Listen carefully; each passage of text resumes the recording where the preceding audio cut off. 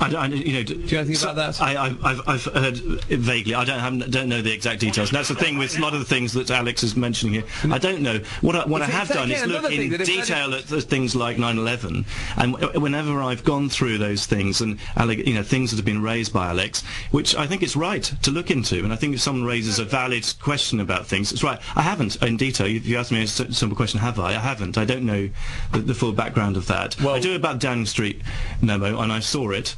But it wasn't. It's not what he's talking about. He's talking about another. He's talking out another memo, and I haven't seen it in detail. Okay, I don't know. I know a lot, and I've studied the Iraq War in detail, but I don't know that. Yeah, well, Alex, we're going to come back to you, I'm afraid. So what I'm saying is we're talking about conspiracy theories on 5 Live, if you just joined us. Hello. The problem for conspiracy theories is we all get hung up on the 9/11, the Diana ones, and of course they're essentially nonsense, and they can be proved to be nonsense. There's all these others that clearly there's often a degree of truth to, but people dismiss conspiracy theories because they think of them as just being Roswell, Diana, 9/11, and JFK's assassination. We've got a couple of things to do, and then we'll come back to this discussion. 0500 909 693. Conspiracy theories. Is there any truth to them? Which ones do you believe in? If you want to have a go at those big ones, if you still believe that no one landed on the moon, hey, let's hear from you. I mean, you're wrong, but let's hear from you. 85058 on the text. Let's get David in Suffolk. Hello, David.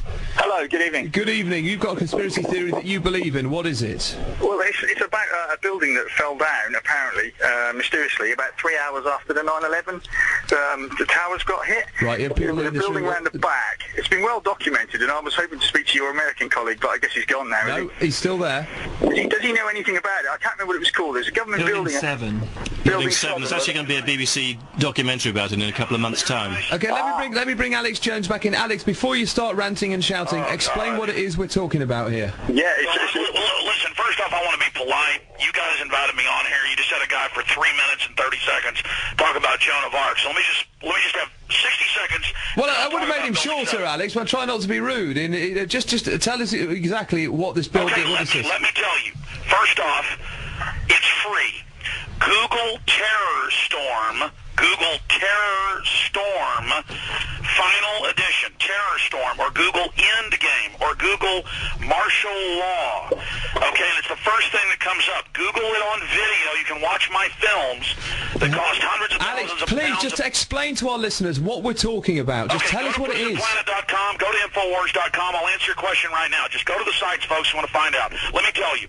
BBC reported 26 minutes before Building 7. There were 3 buildings that fell. At 5:25 in the afternoon, a 47-story 5:21. Oh, come on. Let me just finish. Shut up. Let me just finish. Listen, I'm not talking about Joan of Arc. I'm talking about life and death here. A building housing the FBI and CIA imploded at the speed of gravity. Now, BBC Live, 24 and World, Bill Hayden and Jane Stanley on BBC World reported with it behind them that it had fallen in its own footprint from fires 20-plus minutes before it did. Why is that important? Someone fed them that press release, and we just talked to Mr. Hayton 2 days ago in England, and he said, yes, it sounds suspicious to him. He remembers that they were fed to say that Building 7, a modern steel building, had never fallen from fire. 3 that day, BBC reported this, and now we have firefighters, police, and others on record saying they were told to get back, the government was going to blow it up, and we have CNN footage of police saying, get back, the government's blowing it up. We have all this, and so BBC better try to make documentaries debunking us, because they can't do it, just like Gulf of Tonkin. Listen, Alex, don't let me fade you out. I want to go back to one of the guests to respond to that, because you give me. Remember, most people listening don't know anything about these conspiracy theories. You can't give them too much information at once. David, that's what you're talking about. Yeah. I mean, it is quite well known and quite well documented that it did mysteriously fall down. And apparently, from what they got some engineers to look at the footage, people that blow buildings up for a living, and they said that it looked like it was rigged to blow up because it fell down, like your American colleague said.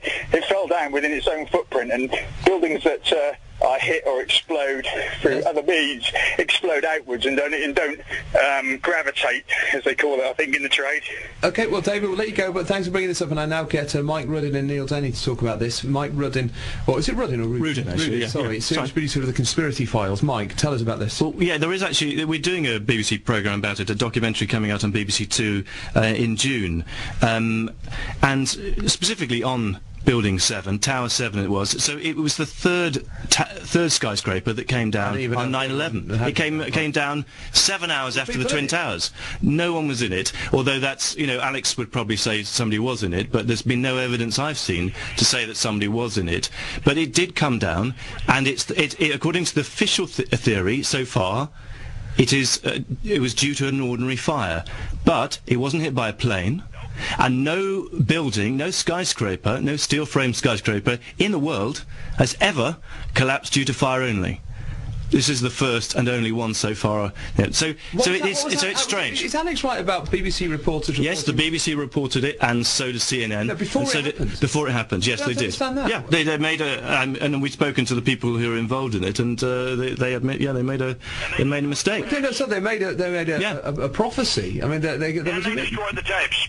Yes, well, you'll find out, Alex, that we've found them as well. Have you? So the tapes... Okay, may I say something now? Yeah, you can. Okay, we just talked to the news presenter. I saw it, I've seen it, yeah. Phil Hayton, and he said it does sound suspicious, but let me explain something. He was he couldn't remember it, could he, when I saw that interview? Let me just say something. We have firefighters and police. I went to New York and interviewed them.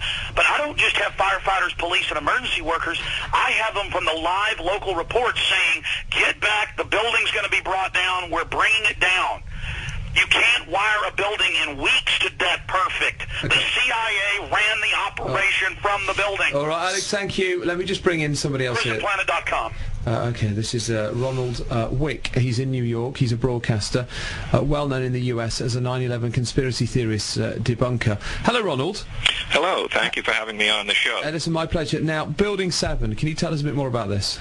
Yes, Building 7 is a good example of a conspiracy theory unraveling.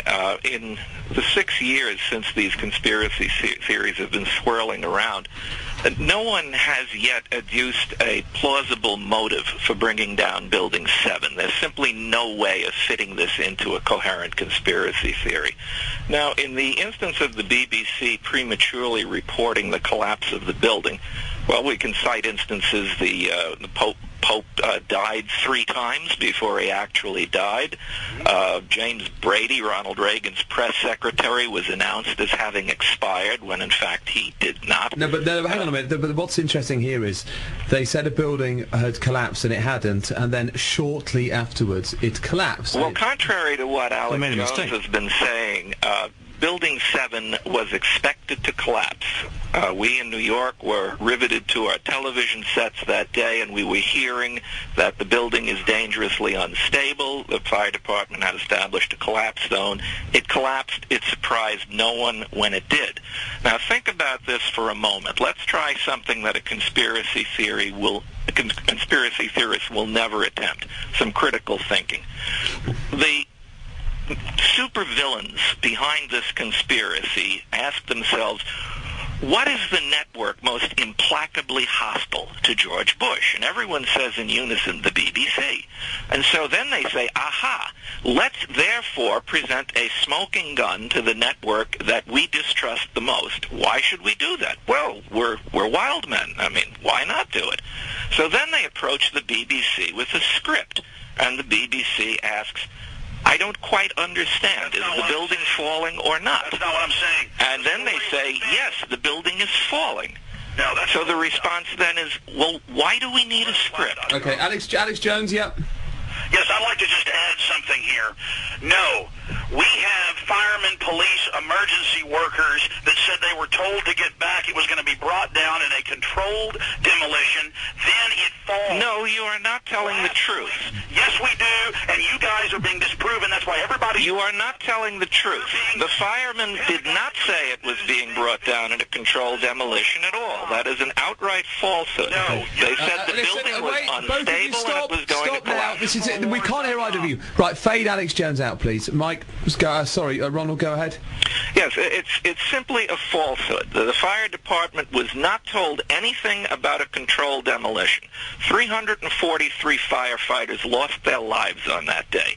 They were not complicit in this terrible, terrible catastrophe. But maybe to argue that they were is simply insane. No, but maybe, Ronald, perhaps what happened here is people knew this building was unstable, so a warning went out, get out of the way because it's going to collapse. Is that? Yes, that's exactly what happened. The building was unstable. The fire department established that. They set up a collapse zone, and now these conspiracy theorists are somehow trying to link this event to their conspiracy. Except Ronald, it's interesting what you were saying there, that no building, no steel frame buildings. No big skyscrapers ever collapsed due to fire alone. So and what's strange about it still, Richard, is that it was nearly 7 years on, and we haven't had the final official report. Now, and because that hasn't happened, we still haven't had the final report on it.